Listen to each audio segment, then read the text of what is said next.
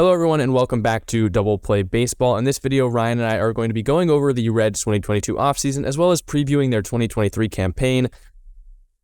It's the Reds. I mean, I don't know what you're expecting. This might not be the happiest video, so if you don't want to hear a little bit of slander on your Tuesday, you can click off this video right now. But if you're a Reds fan, stick around. We'll try and say some nice things. But I'm gonna put that burden onto Ryan. Ryan, why don't you talk about their offseason? So let's just list off the names that they added and lost. Will Myers, great job. Add Will Myers. Maybe there's some flash in the pan in there. He's had some good seasons before. Kevin Newman, not so much. Will Benson looks like he's going to be their starting center fielder.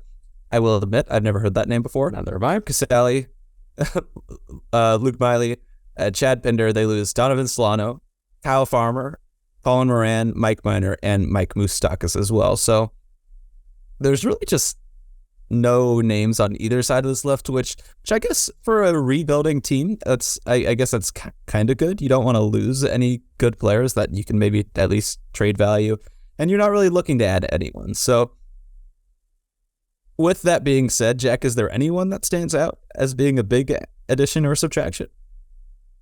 I mean, you kind of said it, not particularly. Like, I understand that maybe it's a win that they don't have. I mean, in past couple of years, you've seen guys like Jesse Winker departing from Cincinnati. You've seen Castellanos leave. You've seen in the past couple of years some really great starting pitching in Luis Castillo as well as Tyler Mahle leaving Cincinnati. So, maybe it's a positive that there isn't a big name departing this free agency. You have Joey Votto coming back too. So you're not losing as big of names as they have in past years. That's a positive. But even then, there's not even very many negatives because, I just feel like it's a wash. But also, they've got talent coming on, and it's going to be starting on the Major League squad, guys that we have never heard of. And I'm sure no one in the comment section has heard of Will Benson. Unless you're a diehard Cubs fan or a diehard Reds fan and you're following along this offseason, who knows Will Benson? Like, it's unfortunate. And I know he's catching strays out here, and I apologize. But I just think it's hard to say anything is very big either way when it's a team that is filled with a lot of guys that could either be in the minor leagues or could be retired. Yeah, I mean, I'll give a positive here, and it's going to be one of few, but I'll give it. I'm going to cheat. I've given some teams as a big addition, saying a prospect or someone coming back from injury. So I'm going to highlight a prospect. And I mean, I could even go Jonathan India, who was hurt for a lot after winning Rookie of the Year in 2021. So I'm cheating. I'm saying Elly De La Cruz. And just because I feel like a Reds season preview is incomplete without talking about him. And right now, he's not projected to start the season in the big leagues. But I mean, his tools just jump off the page. I mean, he's a 6'5" switch hitting shortstop. That alone jumps off. He's the 10th overall prospect. So if he comes up and provides some life and hopefully some signs of development, it won't have that much an impact on seeding in terms of where you're going to finish in the division and kind of put you over any edge. But maybe the edge of not winning 100 or losing 100 games. But I think he's going to be a big addition, and at least going forward, I mean, when you get a 6'5" switch hitting shortstop, that's gonna be a positive for when he's ready to go, and it's now you've got to focus on having a lot of pieces because you need more than one guy to build a team. Yeah, they don't make him like Elly De La Cruz very often. He's one of the rarer prospects that you're going to see, and one of the best prospects that you look on the pipeline list right now. He's fantastic. You look at what Oneil Cruz has done, and you could even view Elly De La Cruz in a very similar way, if not maybe even a little bit safer than Oneil Cruz is, which is crazy to say because Oneil Cruz is a guy that we've hyped up a lot on this show. I didn't cheat, and I do feel like you got off easy there by cheating and bringing up Elly De La Cruz, but you're right, it is hard to do a Red season preview without mentioning his name, so I think he's going to be a big piece for the Reds. We'll see whether that is at the start of this year or not. We've seen the Reds be hesitant to call up some of their top prospects with maybe some service time manipulation, but with the new CBA and with the lockout and everything that's gone on, maybe we see a different start to the year. But last year they didn't bring up Hunter Green to start the year when we all thought they should, and Oneil Cruz didn't come up for the Pirates when we all kind of thought he maybe should start the year on the Major League roster, and it took them a while to bring him up. So we'll see, but I think when we do see Elly De La Cruz, he's going to make an impact. And, maybe he's not going to have the best numbers by the end of the year, but the highlights you're going to see, some of the counting stats that I think he'll put up, it's going to wow us, I think, to maybe the same degree that O'Neal Cruz did. And there were a lot of highlights last season. To get into a grade, you can hear it in my voice. You can hear what I said. I'm tying the Reds with the Rockies, and maybe I think there was one more team with the worst grade in the league. I went with a D-. I'm not giving anyone an F because, at least they signed a player. Or they ended up signing, over one player. They brought in, a handful. Don't like many of them, but they're bringing in guys. So I'm not going all the way to an F, and I can see by your eyebrows that you might be leaning that way.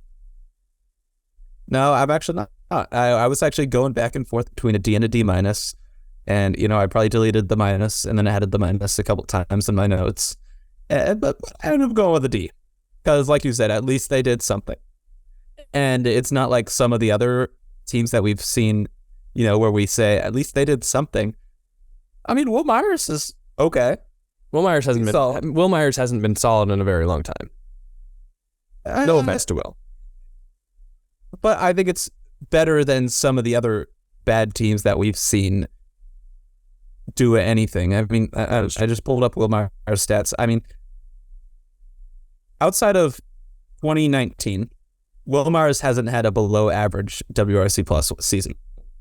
And that was 97s. So in 2020, he went off for 155.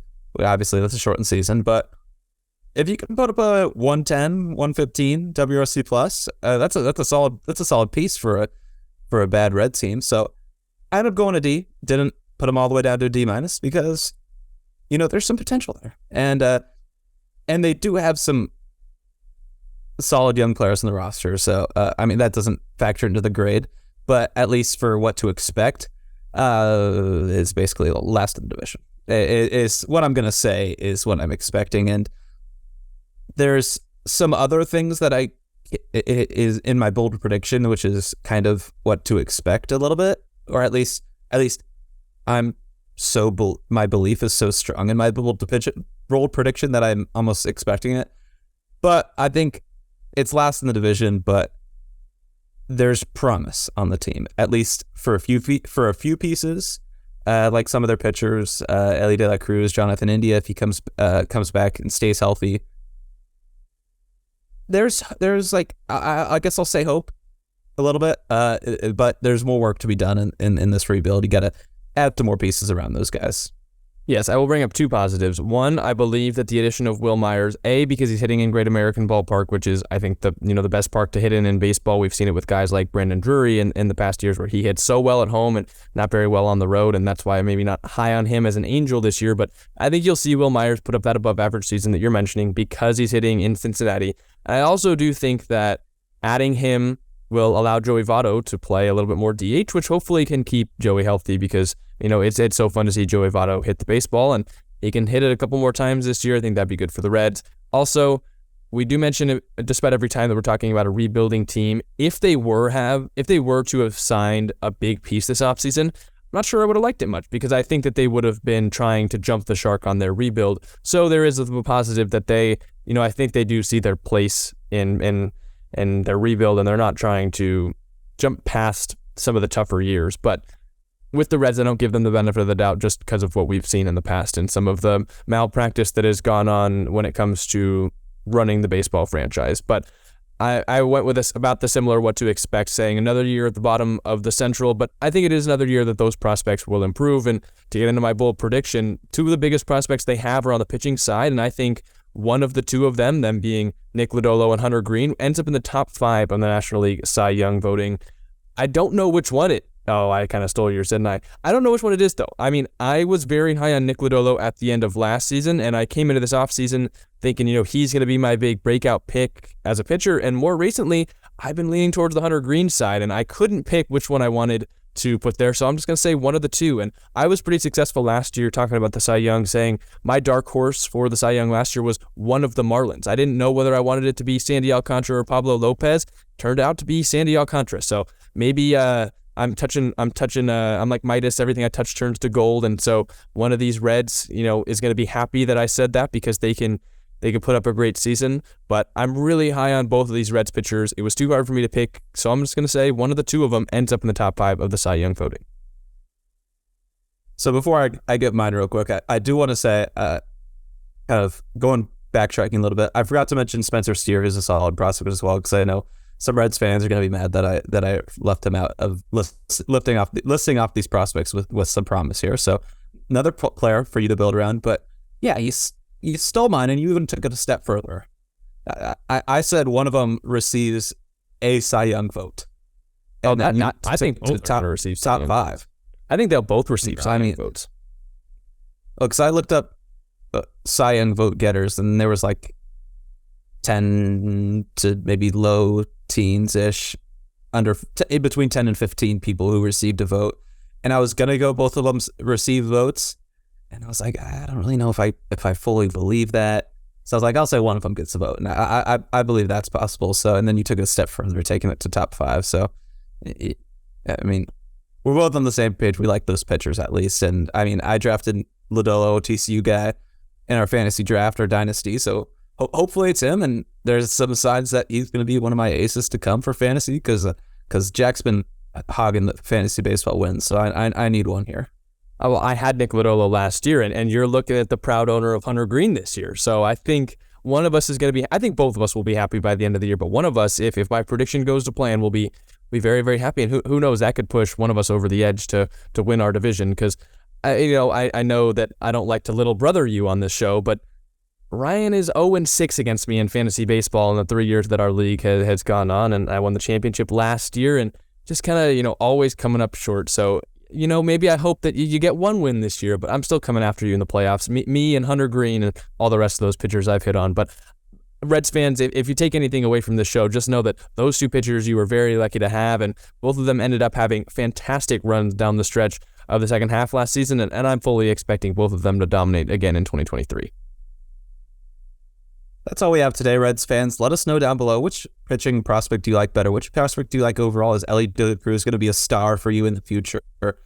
Just leave us a comment down below. Let us know what you think about the Reds. Hopefully you're not too mad at us. I think overall this went a little bit better than some of the bad teams that we've talked about. So don't be too mad. Be grateful for what you get from us. And make sure you leave this video a like and a subscribe to see more baseball content as well. See where they fall in our record prediction coming next year. Or next week, not next year. See if we have any of them winning an award, maybe a breakout player of the year, perhaps a comeback player of the year. Jonathan India was one of the players I was considering for that. So make sure you go check that out. And for now, we've been Double Play. We'll see you guys next time.